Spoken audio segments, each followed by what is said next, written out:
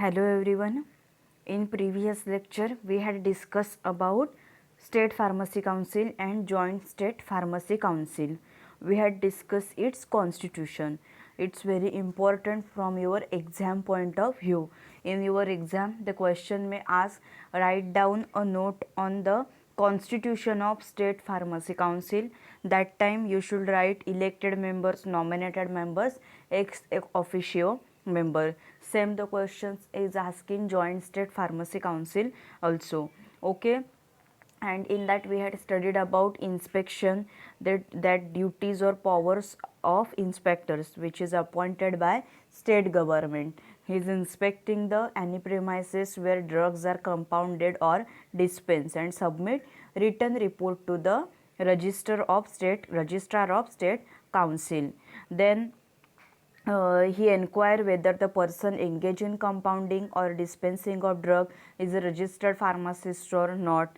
Then he investigate any complaint made in writing in respect of contravention of Pharmacy Act 1948 and report to the registrar of state council. These functions, these powers of inspectors we had seen in the previous lecture. Okay, so today we are studying the registration of pharmacist. After completing your SY Pharm, you will be registered under the State Pharmacy Council. Okay, and you will become a registered pharmacist. That time you will get an registration number. You will issue registration number. So that procedures and that criterias which are there, what the qualification is there, that we will see in today's lecture. That State Pharmacy Council performing two functions, that is the registration of pharmacist and maintenance of registers of state, and removal of names of registered pharmacists from the registers. That two functions is performed by State Pharmacy Council. In the objectives of Pharmacy Act 1948, we had seen the objectives that first, to regulate the pharmacy profession, to raise the status of pharmacy profession. That's why PCI, Pharmacy Council of India, is constituted to control over that. And another objective is to control over the persons entering in the pharmacy profession.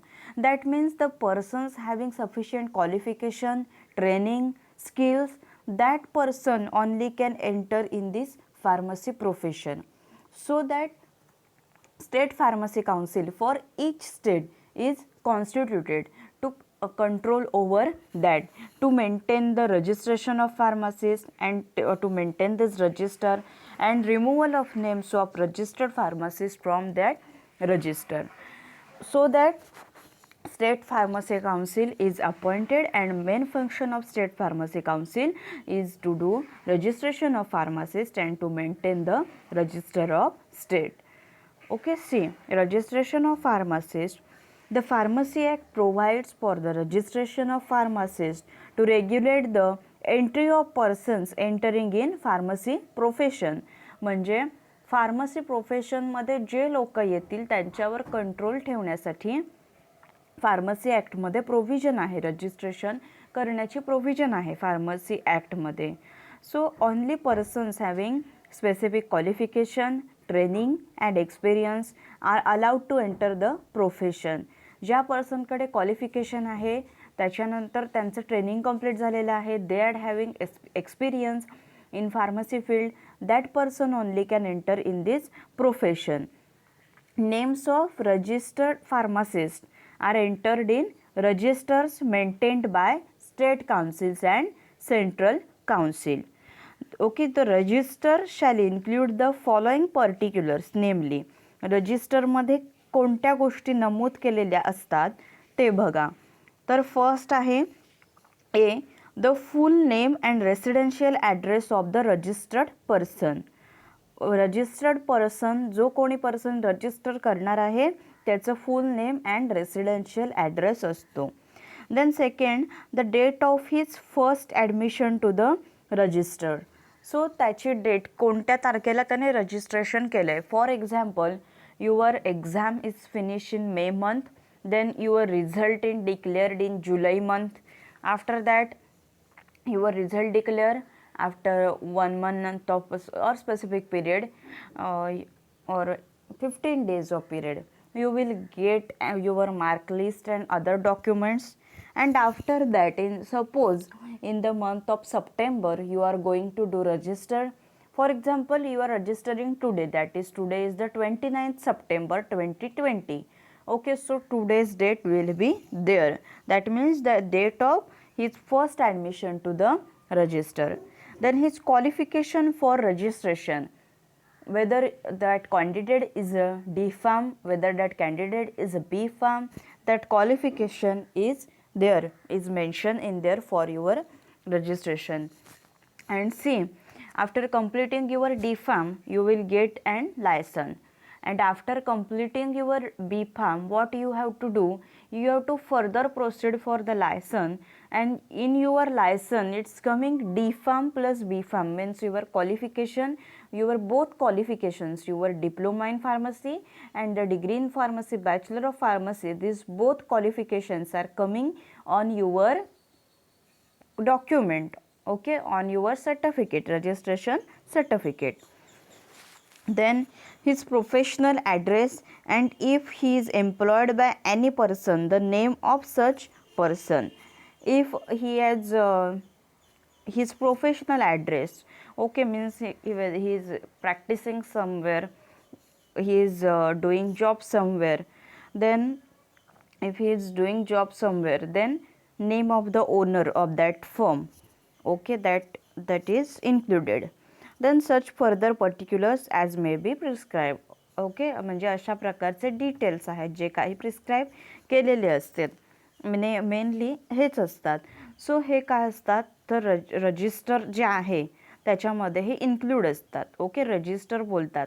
त्या रजिस्टरमध्ये काय असतं, सगळे जे pharmacist आहेत स्टेटमधले, महाराष्ट्र स्टेटमधले जे कोणी सगळे फार्मासिस्ट आहेत त्यांचा काय असतो तर रेकॉर्ड असतो त्या रजिस्टरमध्ये, त्यांचं नाव, त्यांचं क्वालिफिकेशन, त्यांनी कधी रजिस्टर केलं आहे, ओके, त्यांच्यानंतर त्यांचं रिन्युअल कधी येईल नेक्स्ट टाईम, हे सगळे डिटेल्स असतात त्याच्यामध्ये. Okay, so these small things, these are included in that register. Then we will see preparation and maintenance of register, first register. Okay, preparation and maintenance of first register. First resistor जे prepare केलं जातं आणि ते maintain कसं केलं जातं हे आपल्याला बघायचं आहे. So see, for preparation of first register the state government constitutes a registration tribunal by notification in the official gazette. Registration tribunal म्हणजे काय तर नोंदणी न्यायाधिकरण, नोंदणी न्यायाधिकरण करणारी जी लोक असतात ती ह्याच्यामध्ये येतात रजिस्ट्रेशन ट्रिब्युनलमध्ये. सो फर्स्ट रजिस्टर आपण जे बोलतो, फर्स्ट रजिस्ट्रेशनमध्ये काय असतं, जे कोणी रजिस्टर्ड फार्मासिस्ट आहेत, ओके, त्यांचे काय असतात, त्यांचे डिटेल्स असतात फर्स्ट रजिस्टरमध्ये. आणि फर्स्ट रजिस्टर जे आहे ते स्टेट फार्मसी काउन्सिल कॉन्स्टिट्यूट होण्याच्या अगोदर फर्स्ट रजिस्टर आहे ते प्रिपेअर केलं जातं, आणि स्टेट फार्मसी काउन्सिलची कॉन्स्टिट्यूशन झालं फायनली की मग त्याच्यानंतर त्यांच्याकडे ते फर्स्ट रजिस्ट्रेशन आहे ते त्यांच्या कस्टडीमध्ये, त्यांच्या ताब्यामध्ये दिलं जातं. Then that for preparation of first register state government constitute registration tribunal by notification in the official gazette. Okay, म्हणजे ते ऑफिशियल गॅजेट, कायदेशीर राजपत्र जे काही असेल त्याच्यामध्ये नोटिफाय करून, त्याच्यामध्ये नोंदणी करून रजिस्ट्रेशन ट्रिब्युनल कॉन्स्टिट्यूट केलं जातं. The tribunal consist of 3 persons and a registrar. So ह्या ट्रिब्युनल जे आहे म्हणजे रजिस्ट्रेशन ट्रिब्युनल, नोंदणी न्यायाधिकरणाची जी टीम आहे त्यांच्यामध्ये कोण असतात तर 3 persons and a registrar. The registrar act as a secretary of tribunal. म्हणजे आता जे ट्रिब्युनल बनवलेलं आहे, 4 पर्सनचं ट्रिब्युनल बनवलं, त्याच्यामध्ये 3 पर्सन आणि एक registrar. So this registrar act as a secretary. Registrar हा सेक्रेटरी म्हणून काम करतो. Then state government by notification specify the date for submission of application for registration.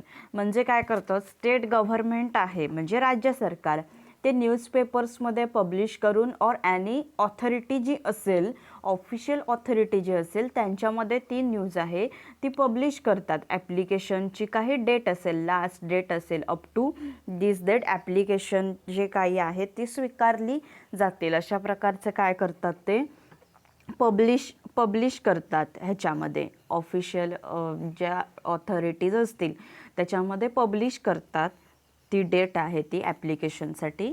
Means all those candidate who are having qualifications they can register up to this date, up to for example up to 13th of September. Okay. Then the application for registration along with prescribed fee should be made on or before this date to registration tribunal. Then what prescribed fees जी काही असेल, जी काही mention केली असेल त्यांनी ती prescribe fee आहे आणि आपलं ॲप्लिकेशन ते आपण त्यांना काय करावं लागतं तर सबमिट करावं लागतं. Okay. So then registration tribunal examines application so received. मग रजिस्ट्रेशन ट्रिब्युनल त्यांची जी टीम आहे, रजिस्ट्रार आहे आणि 3 पर्सन्स आहेत, सो ते काय करतात तर चेक करतात applications. Means name of the applicants found to be qualified for registration are entered on register. ते चेक करतात त्यांचं क्वालिफिकेशन आहे का, त्याच्यानंतर दॅट पर्सन पासआउट पर्सन आहे का, तो जी डी फार्म एक्झाम आहे किंवा बी फार्मची जी एक्झाम आहे ती एक्झाम तो पास झाला आहे का पर्सन, हे लोक काय करतात चेक करतात ते. देन आफ्टर चेकिंग, ओके, आपण त्यांना ॲप्लिकेशन दिलेलं असतं, फीज आहेत त्यासुद्धा काय केलेल्या असतात तर भरलेल्या असतात. Then first register so prepared is publish in the manner prescribe by the state government. त्याच्यानंतर मग काय होतं, फर्स्ट रजिस्टर जे आहे ते फर्स्ट रजिस्टर प्रिपेअर केलं जातं. म्हणजे ॲप्लिकेशन्स जी आलेली असतात, सो ॲप्लिकेशन सगळी बघून त्यांचं क्वालिफिकेशन्स आहे ते सगळं बघून त्यांचे जे डिटेल्स असतात जे आपण फर्स्ट स्लाईडमध्ये बघितले होते डिटेल्स त्यांचे ते सगळे डिटेल्स आहेत ते चेक करून ते जे काही फर्स्ट रजिस्टर आहे ते प्रिपेअर केलं जातं. Okay.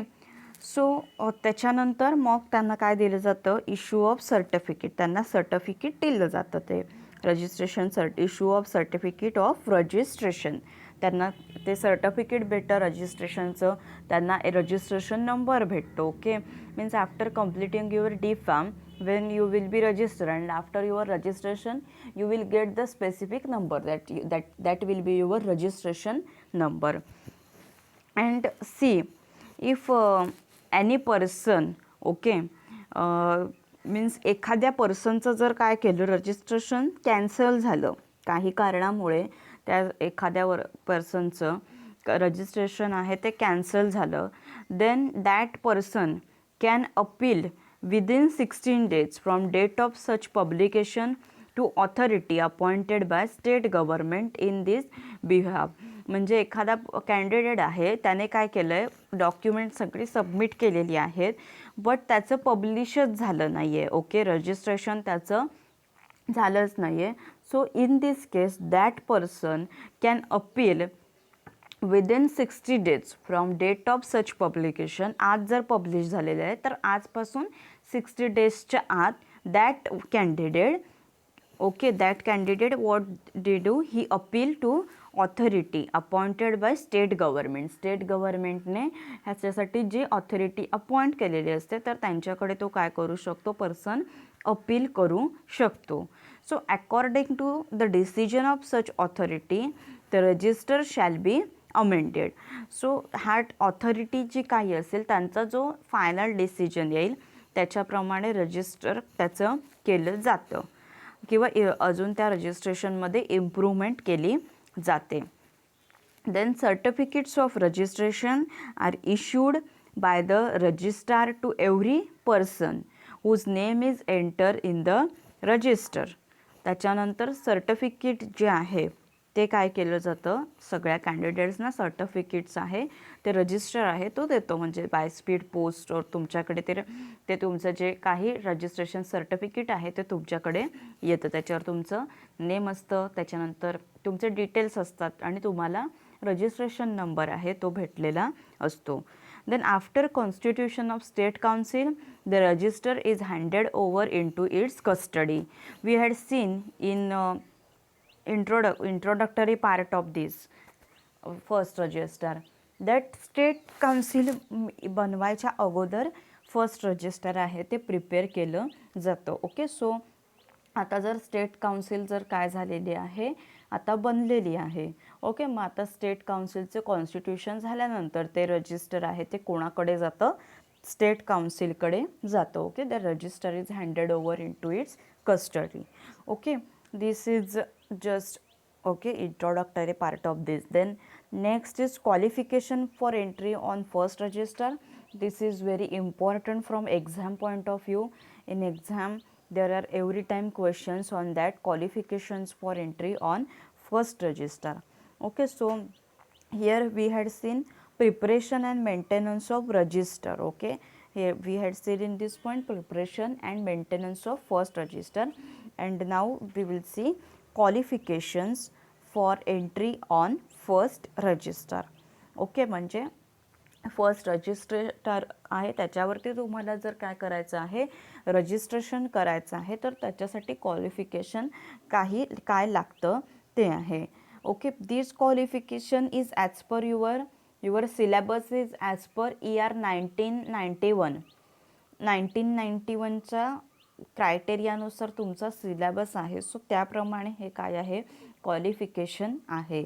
But right now position हे जे क्वालिफिकेशन आहे मीन्स अदर जे आहे कंपाऊंडर्स और डिस्पेन्सर, ओके, ते जे क्वालिफिकेशन्स आहे ते कन्सिडर केलं जात नाही. और any other profession, a person who is having diploma or degree in pharmacy, that qualification is only considered. Okay, but you have to study it because your syllabus is as per AR 91. Okay, because so that you have to study it, and in the exam you have to write this point as it is.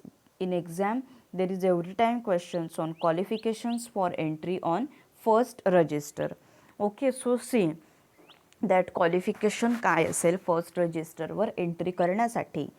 Then first criteria is first, a person who has attain the age of 18 years shall be entitled on payment of prescribe fee to have his name entered in first register. म्हणजे काय, असा candidate की त्याचं 18 year age complete झालेलं आहे, तर तो candidate main criteria, तो कॅन्डिडेट काय करू शकतो, जी काही प्रिस्क्राईब फी आहे, रजिस्ट्रेशन करण्यासाठी प्रिस्क्राईब फी आहे ती तो भरू शकतो. त्याचं नाव फर्स्ट रजिस्टरमध्ये येण्यासाठी जी काही ऑथॉरिटीने स्पेसिफिक फी डिझाईन केलेली आहे ती फी तो पर्सन भरू शकतो. If resides or carries on business or profession of pharmacy in the state, जर तो काय करत असेल, त्याचं नाव, ओके, तो तिथे राहत असेल, ओके, फार्मसी प्रोफेशनमध्ये किंवा फार्मस प्रॅक्टिसमध्ये तो इन्व्हॉल्व असेल, means a person above 18 years of age who resides or carries or business or profession of pharmacy in the state on payment of prescribe fee is entitled for entry of name in first register. म्हणजे असा व्यक्ती की ज्याचं age 18 years complete असेल आणि तो pharmacy प्रोफेशनमध्ये आहे, pharmacy प्रोफेशनमध्ये business करत आहे, तर तो ते जे काही पेमेंट आहे, प्रिस्क्राईब फी आहे ती तो पे करू शकतो आणि त्याचं नाव आहे तो रजिस्टर ह्याच्यामध्ये फर्स्ट रजिस्टरमध्ये इन्क्ल्यूड करू शकतो. Okay, so he must have, काय त्याच्यासाठी अटी आहेत त्या आपल्याला बघायच्या आहेत. 4 criterias are there that are very important in exam. You have to write it as it is. So let's see what is the 4 criterias are there. He must first A hold a degree or diploma in pharmacy or pharmaceutical chemistry or a chemist and druggist diploma of an Indian university. Means what? That candidate must completed his diploma, 2 years diploma course, or degree, 4 years of degree, bachelor's degree in pharmacy, pharmaceutical chemistry or chemist and druggist diploma of Indian University. We had seen Indian University, भारतीय विद्यापीठ, or a state government, or a state government म्हणजे सरकारमान्य कॉलेजमधून किंवा कोणत्याही Indian युनिव्हर्सिटीमधून, भारतीय विद्यापीठांतर्गत ज्यांचं Indian university आहे, भारतीय विद्यापीठ आहे, त्या कॉलेजेसमधून त्याने डिप्लोमा और डिग्री कोर्स हा केलेला असला पाहिजे. फार्मसी, फार्मास्युटिकल केमिस्ट्रीमध्ये और chemist and druggist diploma or a prescribe qualification granted by an authority outside India. म्हणजे काय? आउटसाइड इंडिया म्हणजे फॉरेन क्वालिफिकेशन आहे ते त्याने घेतलं पाहिजे आणि ते PCIने अप्रूव्ह केलेलं असलं पाहिजे. We had seen in the functions of PCI that PCI approved foreign qualifications, outside qualifications by checking these all condition, whether that candidate is belonging from such true university, whether he is a skilled or trained person or not. So by seeing these conditions, then PCI approved qualifications outside the India also. Okay, so this is first criterion, that he should hold degree or diploma in pharmacy or pharmaceutical chemistry or chemist and druggist diploma of Indian University or a state government or a prescribed qualification granted by an outside or an authority outside India. म्हणजे foreign qualification जे काही prescribe केलेलं असेल ते. Okay, so हा झाला first criteria. So you people, they are coming in this first criteria because you had doing a diploma of an Indian university, so you are coming in this criteria for registration. Then second criteria, he holds a degree of an Indian university other than a degree in pharmacy or pharmaceutical chemistry and has been engaged in compounding of drugs. म्हणजे काय? त्याच्याकडे degree असली पाहिजे Indian युनिव्हर्सिटीची, पण इथे काय म्हटलं आहे? कोणतीही डिग्री असली तरी चालेल. म्हणजे फार्मसीशिवाय फार्मसीच डिग्री असली पाहिजे असं काय नाही. फार्मसीशिवाय कुठचीही डिग्री असली तरी चालेल. फार्मसी किंवा फार्मास्युटिकल केमिस्ट्रीशिवाय कुठलीही डिग्री असली तरी चालेल. बट ही व्यक्ती काय असली पाहिजे? कंपाऊंडिंग ऑफ ड्रग्स म्हणजे ड्रग प्रिपरेशनमध्ये, ड्रग कंपाऊंड करणं म्हणजे काय? तर फॉर्म्युला असतो त्याच्यावरून ड्रग आपण काय करतो? कंपाऊंड करतो. त्याच्यावरून ते मेडिसिन आहे ते बनवलं जातं. ओके, सो ती व्यक्ती कंपाऊंडिंगमध्ये एंगेज असली पाहिजे ड्रग्सच्या. In where? In a hospital or a dispensary or other place in which drugs are regularly dispense on prescriptions of medical practitioners for a total period of not less than 3 years. म्हणजे काय? 3 वर्षापेक्षा जास्त, 3 yearsपेक्षा जास्त तो candidate कशामध्ये engage, त्या कोणत्या प्रोफेशनमध्ये असला पाहिजे? कंपाऊंडिंग ऑफ ड्रग्स म्हणजे जिथे काय केले जातात? ड्रग बनवले जातात. वेअर? इन अ हॉस्पिटल म्हणजे अर्लियर टाइम्स ड्रग्स जे आहेत, मेडिसिन्स, ते हॉस्पिटल्समध्ये बनवले जायचे. मीन्स सिरप्स वगैरे जे आहेत, ओके, ते हॉस्पिटल्समध्येच बनवले जात होते. So that candidate should be engage in compounding of drugs where? In a hospital or डिस्पेन्सरीजमध्ये, हॉस्पिटलमध्ये किंवा डिस्पेन्सरीजमध्ये. सी केअरफुली, सेकंड क्रायटेरिया काय आहे? त्या पर्सनकडे दुसरी फार्मसीशिवाय, अदर दॅन फार्मसी दुसरी कोणतीही डिग्री असली तरीही चालते, बट तो पर्सन आहे तो कंपाऊंडिंगमध्ये, ड्रग्सच्या कंपाऊंडिंगमध्ये, where? In a hospital or डिस्पेन्सरीमध्ये, he should be that in profession, okay, or other place, ह्याच्यामध्ये असला पाहिजे. ओके, अजून कुठे? Or other place in which drugs are regularly dispense on prescriptions of medical practitioners, किंवा अशा ठिकाणी की जिथे ड्रग्ज आहेत ते डिस्पेन्स केले जातात. डिस्पेन्स करणे म्हणजे काय, तर प्रिस्क्रिप्शन बघणं, प्रिस्क्रिप्शन वाचणं आणि प्रिस्क्रिप्शन्स वाचून तो जो काही औषध आहे त्याप्रमाणे कितीही जो काही डोस दिलेला आहे त्याप्रमाणे त्या पेशंटला ती औषधं देणं, त्याला काय बोलतात, तर डिस्पेन्सिंग बोलतात. किंवा अशा ठिकाणी की जिथे ड्रग्स काय केले जातात, रेग्युलरली डिस्पेन्स केले जातात on prescriptions of medical practitioners. Medical practitioners म्हणजे डॉक्टर जे काय देतात, प्रिस्क्रिप्शन्स लिहून देतात त्याच्यावरती ड्रग्स काय केले जातात, रेग्युलरली डिस्पेन्स केले जातात for a total period of not less than 3 years. म्हणजे 3 वर्षापेक्षा कमी त्याला एक्सपिरियन्स असता कामा नये. 3 वर्षापेक्षा जास्त एक्सपिरियन्स त्याला ह्या फील्डमध्ये असला पाहिजे. Compounding of drugs in hospital or dispensary or other प्लेसमध्ये की जिथे काय केले जातात, ड्रग्ज आहेत ते रेग्युलरली डिस्पेन्स केले जातात on prescription of medical practitioner. Medical प्रॅक्टिशनर्सच्या प्रिस्क्रिप्शनवरती ड्रग्ज आहेत ते रेग्युलरली डिस्पेन्स केले जातात for a total period of not less than 3 years. तो पीरियड कसा असला पाहिजे, 3 yearsपेक्षा कमी असता कामा नये. Okay, so this is second criteria. आलं लक्षामध्ये, फर्स्ट क्रायटेरिया काय होता आणि हा second criteria. Then see third criteria is there, has passed an examination, okay, recognized as adequate by the state government for compounders or dispensers. Okay, sorry इथे कॉमनच झालं आहे पण तिथे कंपाऊंडर्स आहे. ओके, तर कंपाऊंडर्ससाठी किंवा डिस्पेन्सर्ससाठी जी काही एक्झाम असते रेकॉग्नाइज केलेली, म्हणजे जी काही ऑथॉरिटीने सांगितली आहे, ॲडिक्वेट म्हणजे सफिशियंट ती एक्झाम्स हवे, सफिशियंट ह्याच्याने मार्क्स त्याच्यामध्ये पडले पाहिजेत, तर तो कॅन्डिडेट आहे, तो कॅन्डिडेट त्या एक्झाममध्ये काय झालं पाहिजे, तर पास झाला पाहिजे. जी एक्झाम असेल ती, that candidate should B pass on that exam.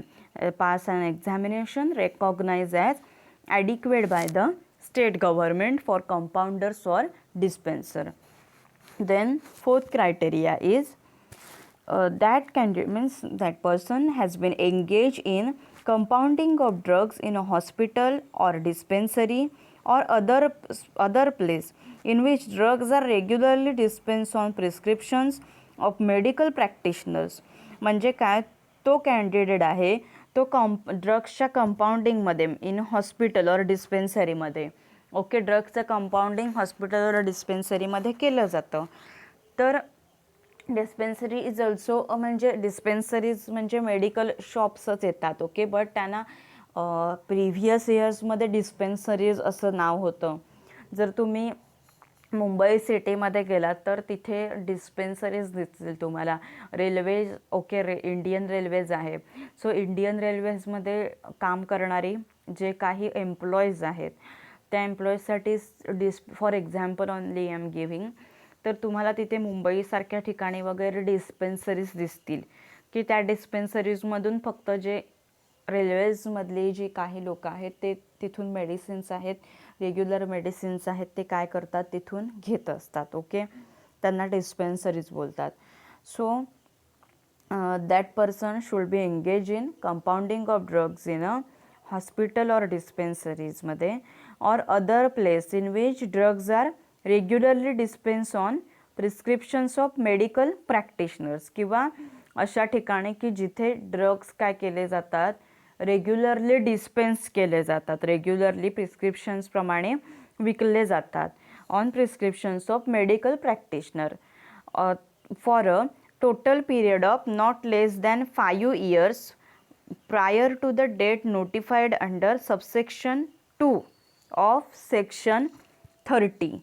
म्हणजे काय, तर तो पर्सन आहे तो ह्या गोष्टींमध्ये एंगेज असला पाहिजे, कंपाऊंडिंग ऑफ ड्रग्समध्ये किंवा अशा ठिकाणी की जिथे रेग्युलरली ड्रग्स काय केले जातात, प्रिस्क्राईब केले जातात on prescription of medical practitioner for total period of not less than 5 years. Means 5 yearsपेक्षा जास्त पीरियडसाठी तो पर्सन तिथे काम करत असला पाहिजे.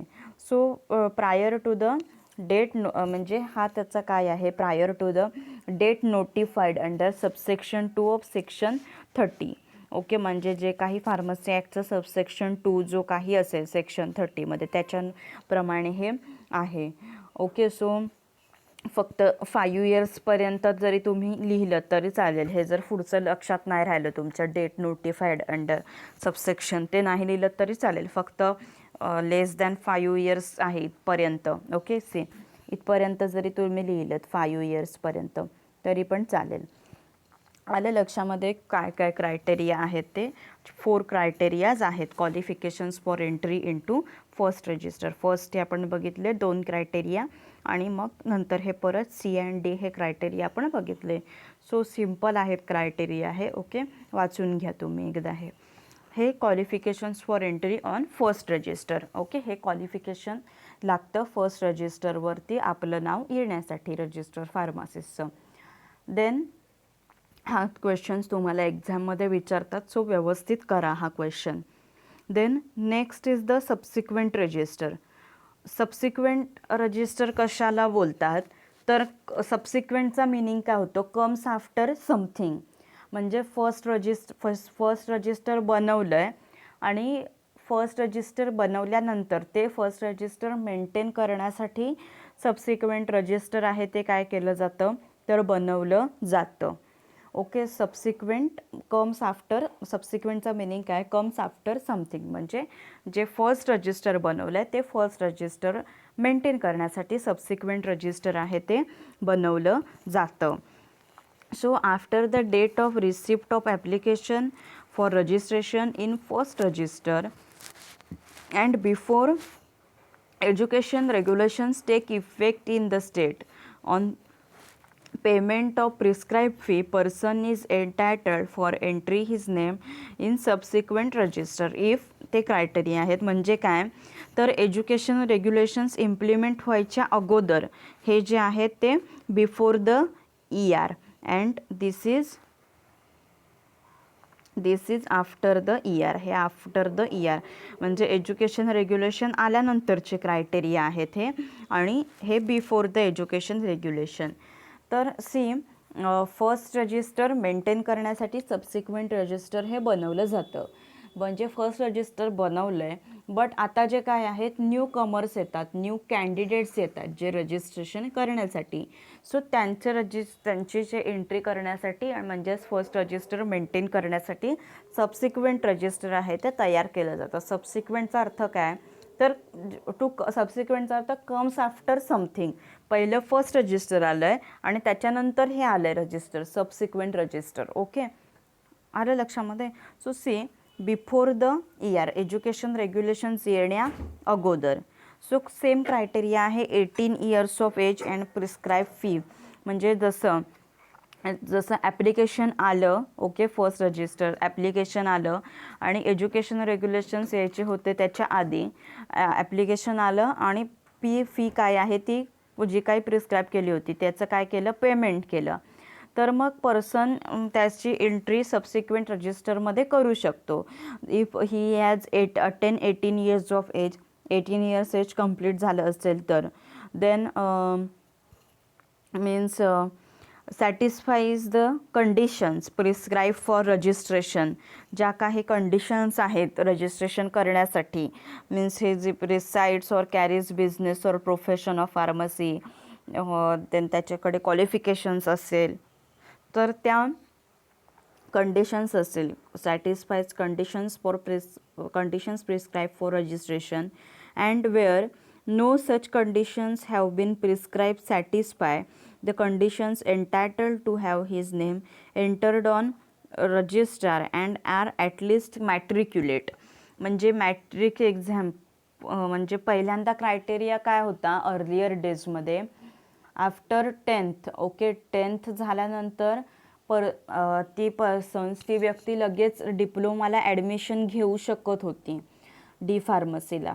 ओके, तो त्यावेळी क्रायटेरिया होता, बट आता तो क्रायटेरिया नाही. आता कंपल्सरी आफ्टर 12th सायन्स तुम्ही डी फार्मला ॲडमिशन घेऊ शकता. सो त्यावेळी तो क्रायटेरिया होता की म्हणजे मॅट्रिक्युलेट म्हणजे मॅट्रिक झाल्यावर 10वीला मॅट्रिक बोलतात, मॅट्रिक पास झालं असं बोलतात 10वीला 10th पास झाल्यानंतर. सो मग तो क्रायटेरिया आहे तो इथे मेंटेन केलेला आहे की 10th पास झाल्यानंतर आणि त्या ह्या ज्या आपण क्वालिफिकेशनवरचं बघितलं ते जर क्वालिफिकेशन असेल ओके देन ती व्यक्ती जी आहे मीन्स ती जी व्यक्ती आहे ती सॅटिस्फाय करत असेल सगळ्या कंडिशन त्याच्या to have his name on entered on register and are at least matriculate म्हणजे मॅट्रिक पास झालेली कॅन्डिडेट असेल तर then is registered pharmacist in another state दुसऱ्या स्टेटचा काय असेल दुसऱ्या स्टेटमधला तो जर रजिस्टर्ड फार्मासिस्ट असेल तर or if he is having possesses qualification granted by an authority outside India approved under section 40 we had seen foreign qualification is also there then that PCI is approved that qualification असेल तर approved केलं जातं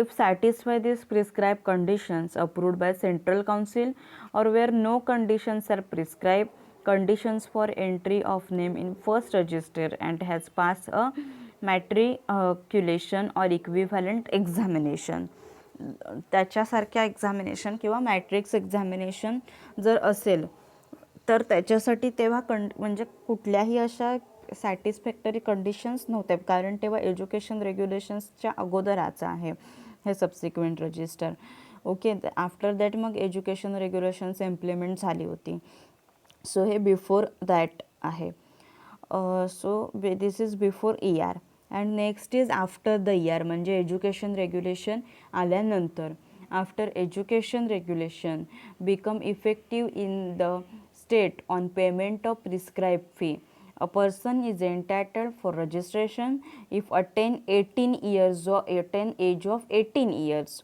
okay 18 years त्याचं complete झालं असेल म्हणजे काय तर ER इफेक्टिव्ह झाल्यानंतर ER लागू झाले सगळीकडे देन ते जे काही पेमेंट जे आहे ते प्रिस्क्राईब फी आहे ते पेमेंट करून पर्सन काय होत असतात तर रजिस्ट्रेशन होत असत तेव्हा attain 18 years of age 18 years age complete असलं पाहिजे then has pass matriculation or its equivalent examination म्हणजे 10th एक्झाम किंवा तशा कुठली इक्विव्हॅलंट एक्झामिनेशन जी असेल ती then is a registered pharmacist of another state म्हणजे दुसऱ्या स्टेटचा जरी रजिस्टर्ड फार्मासिस्ट असला तरी तर रजिस्ट्रेशन होतं then holds any other prescribed qualification granted by an authority outside India म्हणजे कुठचंही दुसरं प्रिस्क्राईब केलेलं फॉरेन क्वालिफिकेशन असेल तर then he resides or carries on business or profession of pharmacy in the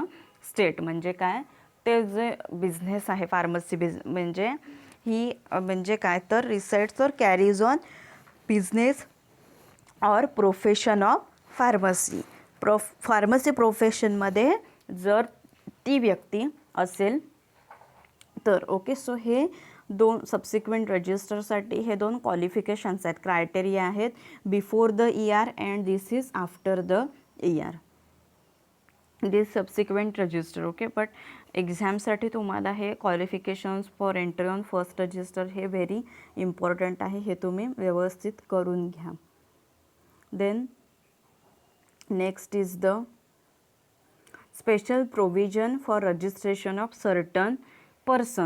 certain persons म्हणजे आपण जे बघितले होते डिस्प्लेस पर्सन्स असतात किंवा रेपाट्रिएट सारखे जे पर्सन्स असतात सो असे जे पर्सन्स आहेत ते सुद्धा काय करू शकतात तर रजिस्ट्रेशन करू शकतात इन शॉर्ट आपण जस्ट बघूया आहे फॉर युअर इन्फॉर्मेशन ओनली तुमच्या फक्त इन्फॉर्मेशनसाठी हे आहे ते बघूया आपण now विथस्टँडिंग anything contain a section 32 a state council may permit to enter to the register म्हणजे काय तर सेक्शन 32 मध्ये फार्मसी ॲक्टच्या ही तरतूद आहे सो त्याच्यानुसार स्टेट काउन्सिल ह्यांचं रजिस्ट्रेशन करू शकते कोणाचं तर फर्स्ट एक बघा the names of displace person who have been carrying on business or profession of pharmacy as their principal means of livelihood livelihood म्हणजे काय तर जगण्यासाठी रोजचं जी दिनचर्या जी आहे ती चालवण्यासाठी जे डिस्प्लेस पर्सन्स असतात डिस्प्लेस पर्सन आपण बघितले कोण आहेत ते त्याची डेफिनेशन बघितली ती डेफिनेशन मी तुम्हाला लिहायला सांगितली होती. काही स्टुडंट्सने ती डेफिनेशन्स लिहिली आहे, मला त्या सेंड केल्या डेफिनेशन. जे राहिलेले स्टुडंट्स आहेत त्यांनीसुद्धा त्या डेफिनेशन्स आहेत त्या मला लवकरात लवकर सेंड करा. ओके. सो हे जे डिस्प्लेस पर्सन्स आहेत, जे काही करतात की फार्मसी प्रोफेशनमध्ये आहेत, फार्मसीचा बिझनेस करतात, ते त्यांचं जे मेन प्रिन्सिपल आहे त्यांचं जे लाईव्हलीहूड चालवण्यासाठी, दिनचर्या चालवण्यासाठी, from a date prior to the 4th day of March 1948, कधीपासून 4th मार्च 1948 पासून, and who satisfy the conditions for registration as set out in section 31. Section 31मध्ये ज्या ज्या कंडिशन्स असतील ते त्या सॅटिस्फाय करत असतील तर त्यांचं काय होतं, तर रजिस्ट्रेशन ते करू शकतात. डिस्प्लेस पर्सन्स असतात ते.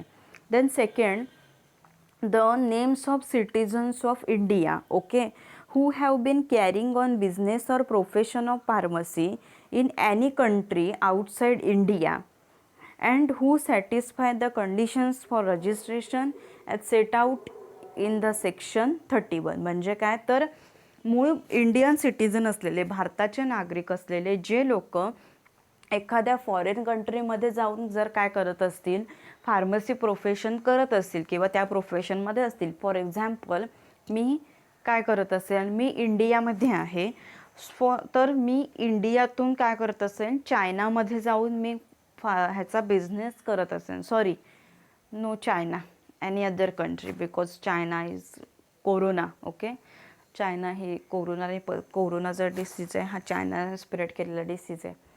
तर एनी अदर कंट्रीमध्ये जाऊन, मी USA जाऊन फार्मसी प्रोफेशनची प्रॅक्टिस करत असेल तर मग काय होऊ शकतं, तर मी काय करू शकते, जर मी त्या क्रायटेरियामध्ये बसत असेल, सेक्शन 31मध्ये रजिस्ट्रेशनसाठी ज्या काही कंडिशन्स सांगितल्या असतील आणि त्याच्यात जर पण मी बसत असेल तर मी करू शकते registration. Then next, the names of person who resided in an area which has subsequently become a territory of India and who satisfy the conditions for registration as set out in section 31. म्हणजे काय की अशी लोक, अशा भागात जी लोक राहत असतील की जो भाग नंतर भारताच्या बाहेर गेला आहे, इंडियाच्या बाहेर गेला आहे. म्हणजे जेव्हा बंगालची म्हणजे जेव्हा भारत आणि पाकिस्तानमध्ये जेव्हा दंगली झाल्या, युद्ध झालं, अशा वेळी तो भाग, म्हणजे अगोदर तो भाग इंडियाचा होता, पण अशा प्रकारच्या काही घटना झाल्यामुळे तो भाग काय गेला, तर इंडियाच्या बाहेर गेला. सो अशा भागामध्ये जे व्यक्ती जे आहेत, ओके, आणि ते जे कंडिशन्स ज्या काही आहेत त्या सॅटिस्फाय करत असतील, सेक्शन 31मध्ये ज्या काही कंडिशन्स आहेत त्या सॅटिस्फाय करत असतील तर मग ते सुद्धा काय करू शकतात, रजिस्ट्रेशन करू शकतात. ओके. सो हे स्पेशल प्रोव्हिजन आहे रजिस्ट्रेशन सर्टन पर्सन्ससाठी. Then next is the entry and removal of names. Removal of names is very important from your exam point of view. Okay, so see in the entry point, all applicants for the registration should be addressed to the registrar of SPC. Applicants आहेत त्यांनी state pharmacy काउन्सिलकडे जाऊन registration करायचं असतं. जर if the applicant has the requisite qualification for registration, he shall direct his or her name to be entered in register. म्हणजे जर त्या ॲप्लिकंटकडे, जर त्या कॅन्डिडेटकडे काय आहे, क्वालिफिकेशन आहे, तर तो डिरेक्टली काय करू शकतो, स्वतःचं नाव, ते जे काही डॉक्युमेंट्स ते सबमिट करून, फीज आहे प्रिस्क्राईब फी आहे ती भरून, ॲप्लिकेशन फॉर्म भरून तो रजिस्ट्रेशन करतो. Then upon entry a certificate of registration is issued. म्हणजे फॉर एक्झाम्पल, आता आपलं जे ऑफिस आहे, आय थिंक लास्ट इयर ही रजिस्ट्रेशनची जी प्रोसेस आहे ती ऑनलाईन स्टार्ट झाली होती. म्हणजे काही कॅन्डिडेट्स होते, सम कॅन्डिडेट्सनी डिरेक्टली मुंबईला म्हणजे मुलुंडला जाऊन रजिस्ट्रेशन केलं होतं एक लास्ट 2 इयर्सच्या पिरियडमध्ये. तर काही कॅन्डिडेट्सनी तिथे जाऊन डिरेक्टली मुलुंडला जाऊन रजिस्ट्रेशन केलं होतं, तिथे आपलं ऑफिस आहे मुलुंडला. आणि काही कॅन्डिडेट्सनी ऑनलाईन रजिस्ट्रेशन केलं होतं. तिथे जाऊन तुम्ही रजिस्ट्रेशन करून आलात, मुलुंडला जाऊन रजिस्ट्रेशन करून आलात, सगळी डॉक्युमेंट्स जी लागतात तुमची कॉलेजचे डॉक्युमेंट्स, लिव्हिंग सर्टिफिकेट असेल, मार्कलिस्ट असेल, जे काही कॉलेज तुम्हाला ती प्रोव्हाइड्स करतं डॉक्युमेंट, ऑथॉरिटी असेल कॉलेजची, ती डॉक्युमेंट्स घेऊन तुम्ही मुंबईला जाता, मुलुंडला जातात तिथे, आणि तिथे काय करतात, रजिस्ट्रेशन करतात. रजिस्ट्रेशन केल्यानंतर एक ती फीज वगैरे भरल्यानंतर ती तुम्हाला एक रिसिप्ट भेटते तुम्हाला, म्हणजे जसं मराठीमध्ये पोचपावती बोलतात ना, तसं ती रिसिप्ट भेटते तुम्हाला. आणि मग रिसिप्ट भेटल्यानंतर एक विदिन 1 मंथ और विदिन 45 डेज तुम्हाला पोस्ट होतं ते लायसन जे आहे तुमचं, ते डिरेक्टली तुमचा जो काही ॲड्रेस असेल, तुम्ही जो ॲड्रेस टाकला असेल होम ॲड्रेस, ते डिरेक्टली येतं तुमच्याकडे, ॲड्रेसवर तुमच्या घरी ते डिरेक्टली येतं. ओके, सो दॅट ॲप्लिकंट, म्हणजे ती जी प्रोसिजर असते ती त्याला प्रिस्क्राईब फी भरावी लागते. देन ॲप्लिकेशन्स भरून मग ती डॉक्युमेंट्स असतील, 3 recent passport size front pose photograph and duly attested identity slip in prescribe form, then duly attested copy of residence proof in the state, example like ration card, Aadhaar card, your election card, domicile certificate. Then for diploma pharmacist, practical training certificate. Diploma फार्मासिस्टसाठी काय लागतं, practical training certificate, जे तुम्ही training करता after completing your SY, तुम्ही training करायचं असतं. म्हणजे जनरली स्टुडंट्स आहेत, मोस्ट ऑफ द स्टुडंट्स हे रिटेल केमिस्टमध्ये, म्हणजे मेडिकलमध्ये most of the students training करतात. काही स्टुडंट्स कंपनीमध्ये सुद्धा ट्रेनिंग करतात, किंवा काही स्टुडंट्स गव्हर्मेंट हॉस्पिटल्समध्ये सुद्धा ट्रेनिंग करतात, सिव्हिल हॉस्पिटल्समध्ये सुद्धा ट्रेनिंग करतात. Then original and duly attested photocopy of mark sheets of your first year and second year DPharm. Then for BPharm, final year mark sheet and degree certificate is required. Then pharmacy college leaving certificate, SSC passing certificate. Then affidavits in prescribed formats if applicant has passed qualifying examination before 3 years of application or has passed it from the other state. So हे documents लागतात. Then register of state council verifies this documents and returns original documents to the applicant. Then the registrar may direct to enter name, address and qualification of such applicant who possesses this qualification and meets all other conditions necessary for registration. मग त्यांचं registration केलं जातं. Then the register may otherwise reject application for registration. जर काही necessary documents नसतील त्यांच्याकडे, तर मग ते काय करतात, ॲप्लिकेशन रिजेक्ट केलं जातं. Okay, the person aggrieved by this decision by the register may within 3 months of rejection appeal to respective state council whose decision shall be final. म्हणजे एखाद्या व्यक्तीचं जर रजिस्ट्रेशन नाही झालं किंवा चुकून राहिलं, तर ती व्यक्ती ते, म्हणजे आपण फर्स्ट बघितलं 3 महिन्याच्या आतमध्ये त्यांनी काय करायचं असतं, विदिन 3 मंथ्स त्यांनी काय करायचं असतं, तर अपील करायचं असतं. Okay, then after that on entry of the name of applicant in the register, the registrar issues a registration certificate to the applicant. मग नंतर त्या ॲप्लिकंटला काय भेटतं, तर रजिस्ट्रेशन सर्टिफिकेट भेटतं. Okay, so this is about the entry. आणि तुम्हाला हे documents and all simple documents आहेत, नॉट सो असे काही टफ प्रोसिजर नसते, ही खूप एकदम इझी प्रोसेस असते हे रजिस्ट्रेशन करायची. Okay, then this is entry. Then next is the removal of names from register. So त्याच्यातून म्हणजे रजिस्टर आता तुम्ही केलेलं असतं सगळ्यांनी, बट आता जर तुम्ही रजिस्ट्रेशन केलं आहे पण त्याच्यातून नाव कोण काढेल, नाव का काढतात नाव. आता एखादा तुम्ही कुठचा तरी गुन्हा केला आहे, तुम्ही कुठे करताय, एखाद्या ऑफिसमध्ये तुम्ही काम करताय, बट आता तिथे तुम्ही काय केलं आहे, मिसबिहेवियर केलं आहे, तुम्ही कोणता तरी गुन्हा केला आहे, बरोबर. आणि जो काय आहे लॉच्या बाहेर आहे, तुम्हाला कायद्यानुसार हे करायचं नाही आहे, पण आता तुम्ही गुन्हा केला आहे तो. मग त्यावेळेला तुम्हाला त्या कसं ऑफिसमधून असं असतं, ह्याने ह्या व्यक्तीने काय केलं, ह्या ऑफिसमध्ये गुन्हा केला किंवा ह्या व्यक्तीने ह्या ऑफिसमध्ये चोरी केलं नाही किंवा हा जो पर्सन आहे त्या व्यक्तीने काय केलं, ऑफिसमधले डॉक्युमेंट्स सगळी चोरलं नाही, तर अशा वेळी त्या पर्सन्सला त्या ऑफिसमधून काय केलं जातं, काढून टाकलं जातं. कायमस्वरूपी त्या व्यक्तीला त्या ऑफिसमधून काढून टाकलं जातं. ओके, त्यालाच काय बोलतात तर रिमूव्हल बोलतात. रिमूव्हल म्हणजे नाव काढून टाकलं जाणं त्या ह्याच्यामधून. तर अशा प्रकारे नाव काय केलं जातं तर काढून टाकलं जातं. Okay, so C means registration by error, जर चुकून नाव गेलं असेल तर नाव काढून टाकलं जातं. Then if he has been convicted of any offense in any professional aspect 30-day period for appealing. म्हणजे काय तर कुठल्याही प्रकारचा जर त्याने गुन्हा केला नसेल, लॉ जो आहे तो ब्रेक केला नसेल प्रोफेशनमध्ये आपल्या, तर नाव काढून टाकलं जातं. देन त्याच्यानंतर त्याच्याकडे अपील करण्यासाठी 30 डेजचा काय असतो तर पिरियड असतो.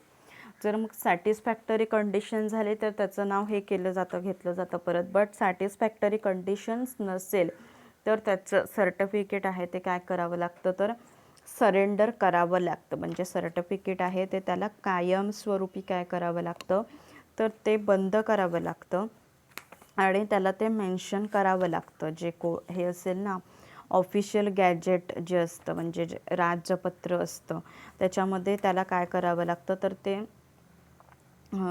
हे करावं लागतं, काढून म्हणजे त्याला त्याचं जर सर्टिफिकेट असतं ना सरेंडर, ते त्याला स्टेट फार्मसी काउन्सिलने जर काय केलं नाही आता काढून टाकले ना, मग त्याने डॉक्युमेंट्स जे असतील ना, सरेंडर करणं म्हणजे काय तर ते गिव्ह अप राईट ऑर म्हणजे त्या व्यक्ती जे त्याच्यात ते ताब्यात द्यायचं. जी ऑथॉरिटी आहे, पॉवर आहे ज्या ऑथॉरिटीकडे, त्या ऑथॉरिटीचे ते ताब्यात द्यायचं असतं सर्टिफिकेट जे असतं ते. म्हणजे आता फार्मासिस्टने कोणाच्या ह्याच्यात करायचं, त्याचं जर नाव कॅन्सल झालं, स्टेट फार्मसी काउन्सिलकडे ते सरेंडर करायचं certificate of registration and publish in official gazette. Official गॅजेटमध्ये ते काय करायचं, पब्लिश करायचं.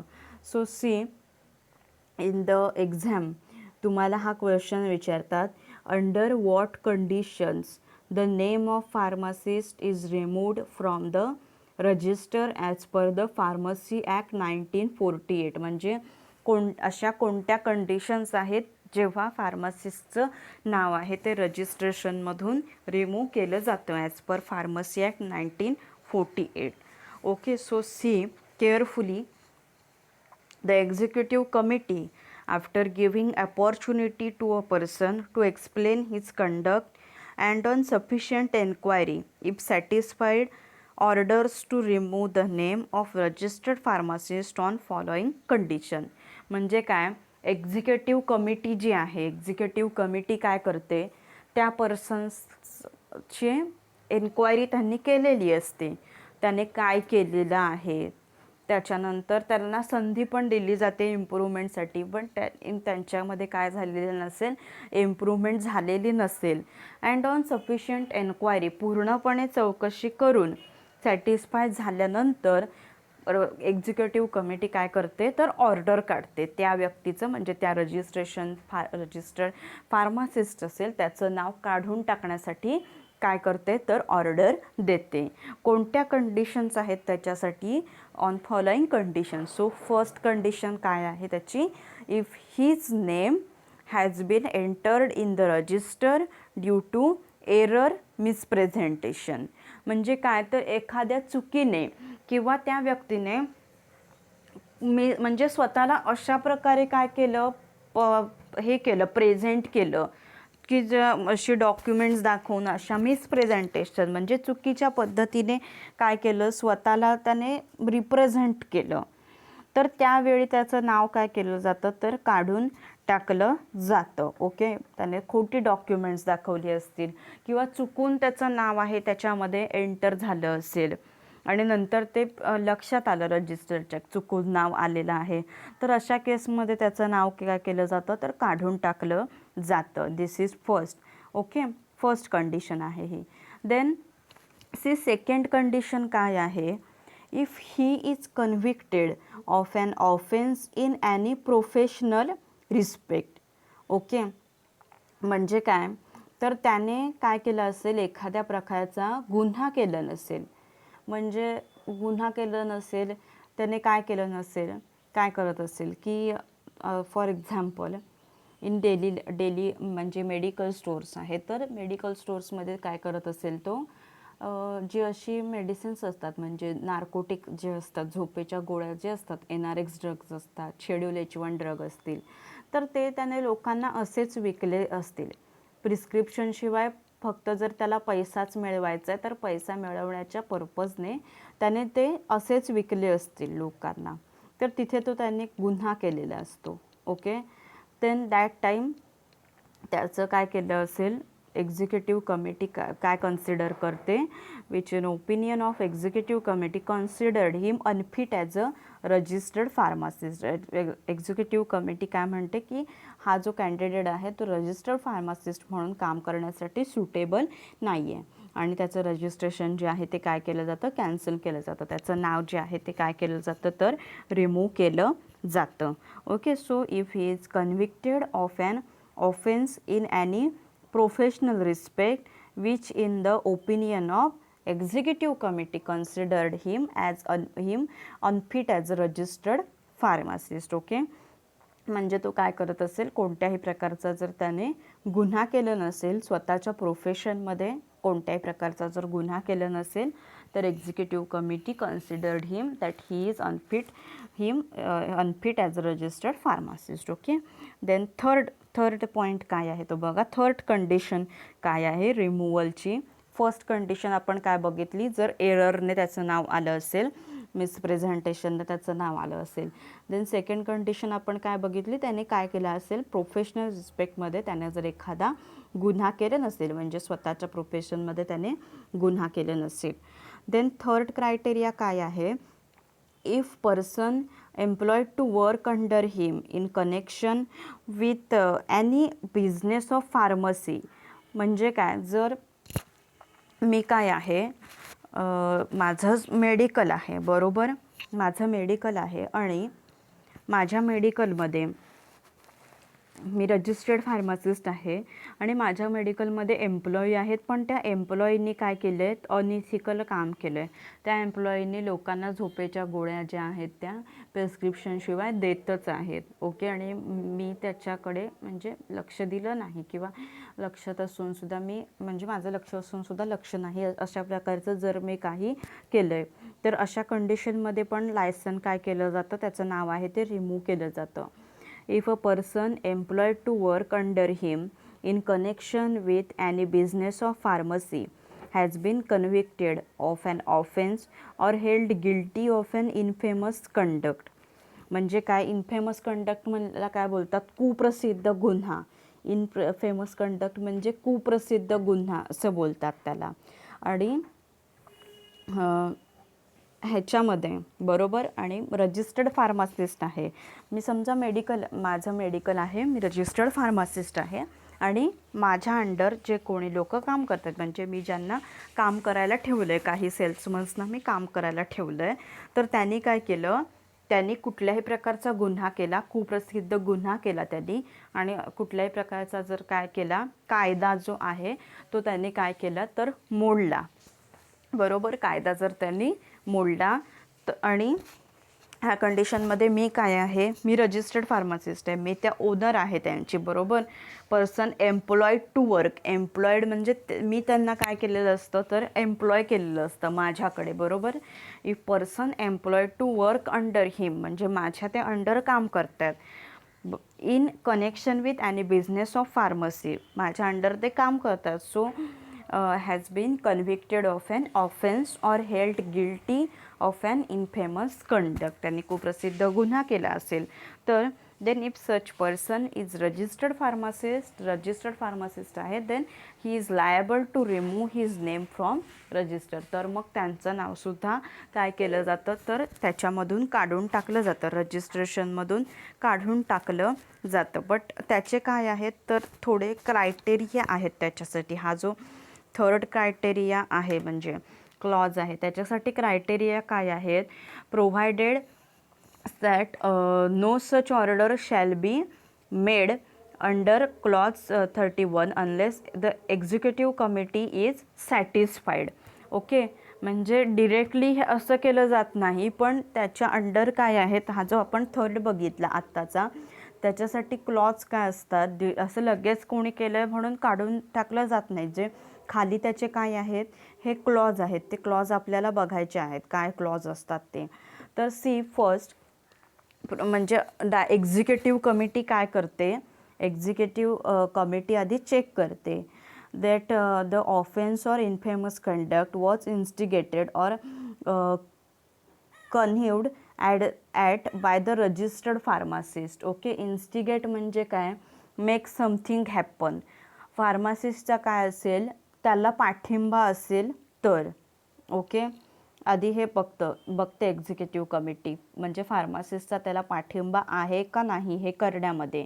मीन्स हा जो त्यांनी जो काय आहे गुन्हा करत आहे, कुप्रसिद्ध गुन्हा करत आहेत ती लोक, बरोबर, एम्प्लॉय, तर त्याच्यामध्ये काय आहे, इन्स्टिगेट करणं म्हणजे काय, तर ते करण्यास मदत ओके, जे काही घडत आहे त्याला फार्मासिस्टचा पाठिंबा आहे की नाही, जे काही घडत आहे त्याला फार्मासिस्ट पाठिंबा देत आहे की नाही हे.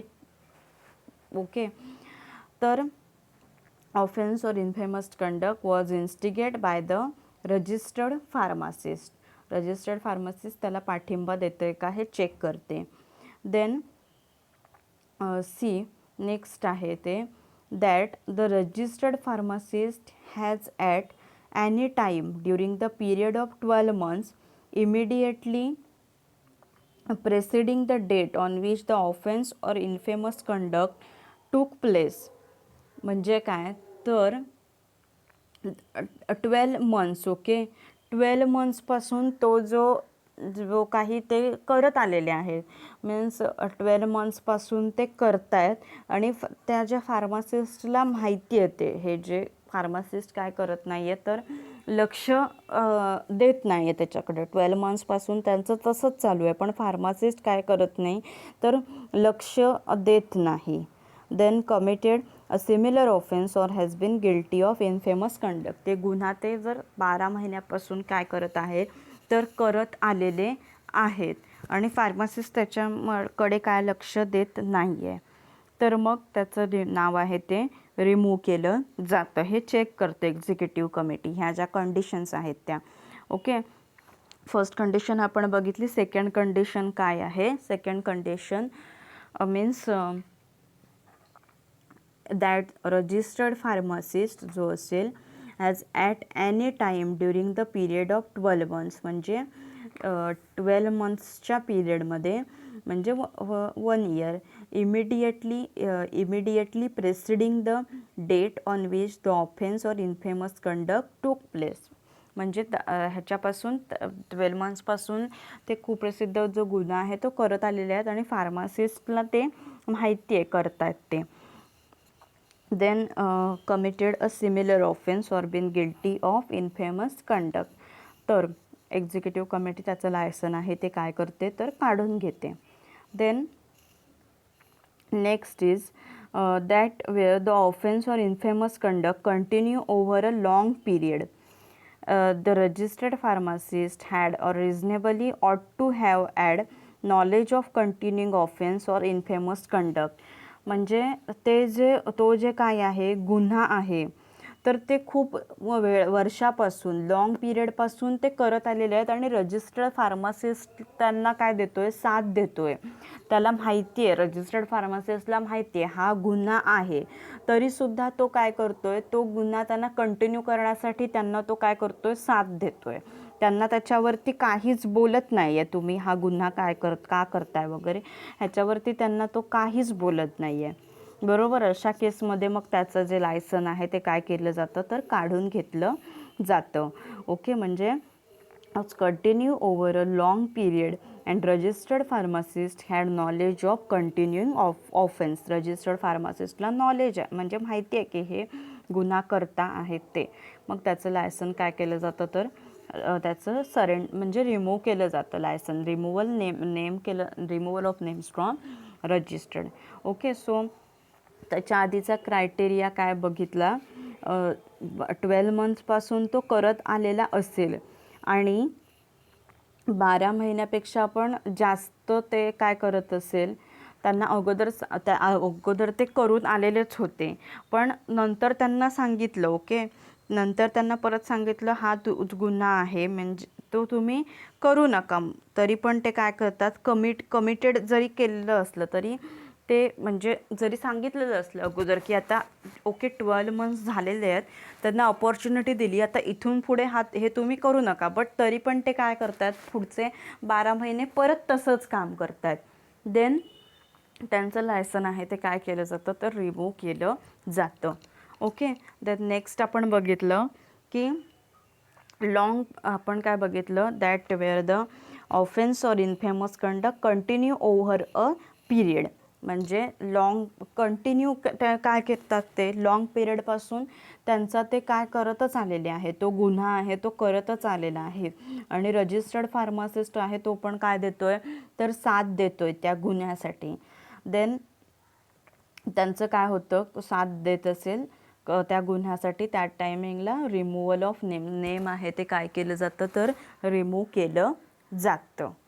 The removal of names from the register may either be permanent or only for a specified period of time, म्हणजे नाव रिमूव्ह केलं जातं ह्याच्यामधून, ते परमनंट तर रिमूव्ह केलं जातं किंवा स्पेसिफाईड टाईम असतं, म्हणजे 6 मंथसाठी रिमूव्ह केलं जातं, 12 मंथ्ससाठी रिमूव्ह केलं जातं, असा तो स्पेसिफिक टाईम असतो, त्या पिरियडसाठी ते नाव आहे ते काय केलं जातं, तर रिमूव्ह केलं जातं.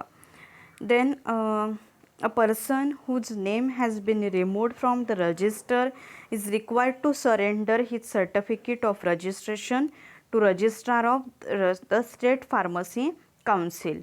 म्हणजे काय, असा व्यक्ती की ज्याचं काय केलं आहे, नाव त्याच्यामधून रजिस्टरमधून काढून टाकलेलं आहे, तर त्याने काय केलं असतं, त्याने काय करायचं, त्याचं जे सर्टिफिकेट आहे ते सरेंडर करायचं, म्हणजे सरेंडर करणं म्हणजे त्यांच्या ताब्यात देणं, बरोबर. जे कोणी हे आहे स्टेट फार्मसी काउन्सिल आहे, तर स्टेट फार्मसी काउन्सिलकडे त्याने त्याचं जे हे असतं ना, म्हणजे सर्टिफिकेट जे असतं, तर ते त्याचं जे सर्टिफिकेट असतं रजिस्ट्रेशनचं, ते त्याने ह्यांच्याकडे जाऊन सरेंडर करायचं, म्हणजे तिथे जाऊन त्यांना सबमिट करायचं त्या ऑथॉरिटीला. Means that person candidate should surrender his certificate of registration to registrar of the state pharmacy council. State pharmacy काउन्सिलला ते काय करायचं, तर सबमिट करायचं.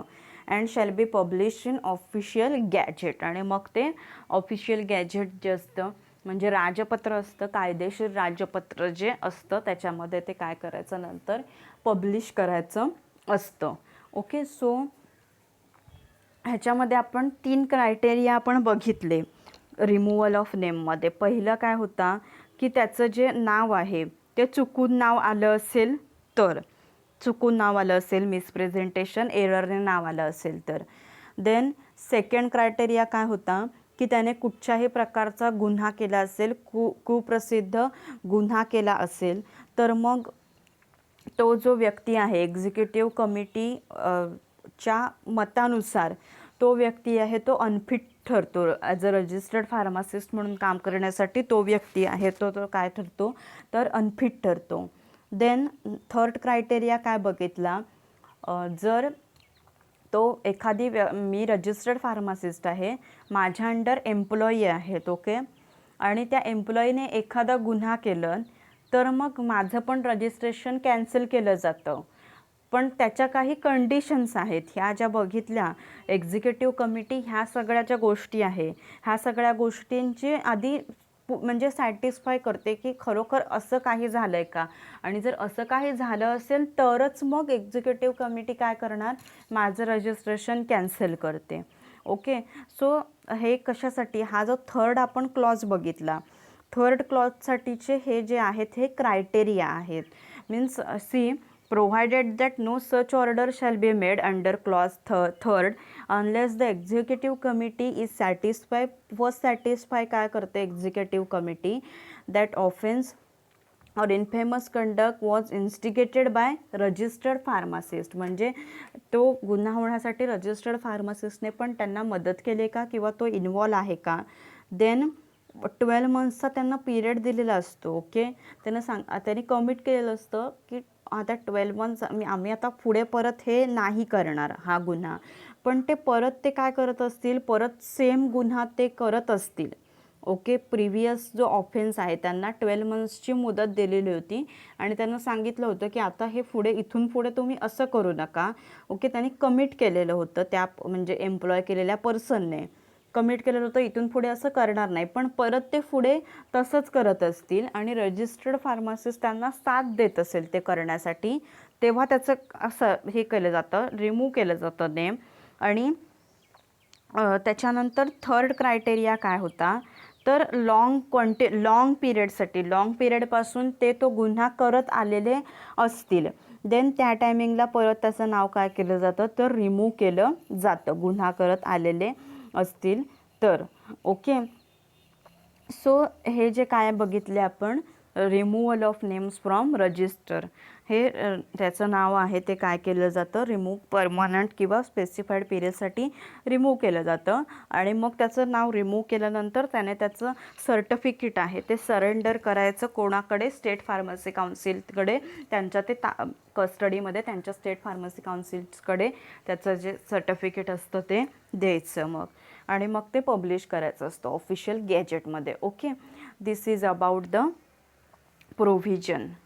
Okay, this is about the under what conditions the name of pharmacist is removed from the register as per Pharmacy Act 1948. हा तुम्हाला एक्झामला question विचारलेला आहे.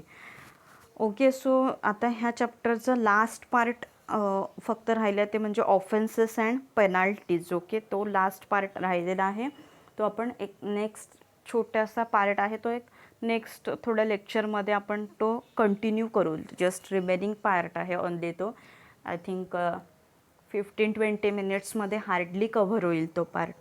So here we will stop over here. Thank you. Happy learning.